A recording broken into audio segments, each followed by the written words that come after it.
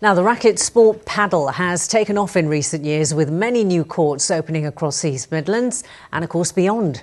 It's been described as a bit of a mix between tennis and squash. One of the latest courts to open is at Loughborough University, where they're hoping to encourage more women to get involved.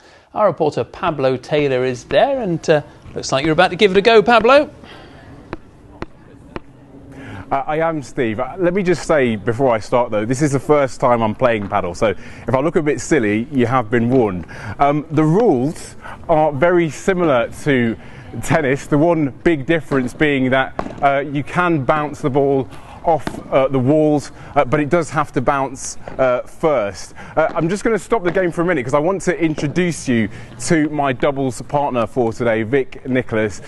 She's feeling a little bit under the weather, her voice is going a little bit, but I just wanted to ask, how old were you when you first got into paddle, and what do you love about it so much? So I started playing about 3 years ago, and there's a lot of things I love about it, but my favourite thing is that you don't have to be amazing at it to have a really good time.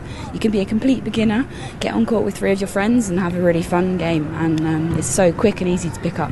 Perfect, thank you, Vic. Well, these courts were installed by the company Soul Padel, and I just want to have a quick chat with its founder now, Mark Hewler.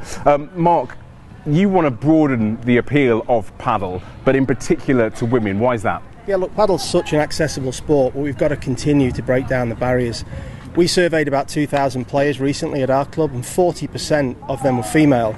But what we were asked for was more social sessions, more tournaments, more structured times in the day and week when female participants can get involved with paddle. And obviously we've seen paddle, explode in the last few years. How big is it right now? How big could it get? Look, in the UK it's just started, but in Spain it's massive. There's 20,000 paddle courts in Spain. It's actually the second highest participation sport. We believe that it's got a huge growth journey ahead of it here in the UK. Working in partnership with the LTA, I think there's a structured programme where we could have as many courts as Spain has.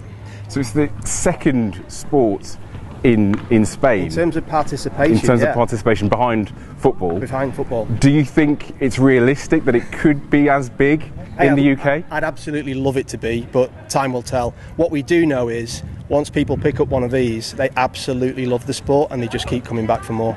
Okay, Mark, well, thank you so much. Well, look, this court will be here, hopefully, past September? Yeah, definitely. It's been very popular so far. It's fully booked out for the next 2 weeks. Okay, well, you heard it here first.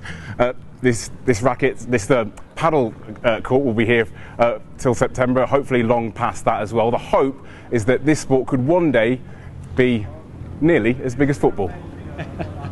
Nearly is the word, isn't it? Pablo, thank you. Sam, did you notice when he talked about playing doubles with Vic, she actually seemed to be doing all the playing? I mean, Pablo served, and that was the end of his participation. He looked good, though, didn't he, doing what he did? Well, I mean, yes. We can forgive him. And as he said at the beginning, he did do the disclaimer, didn't he? I've not had a go yet. You're so kind and generous to people. I don't know why. Well, no, he's doing all right.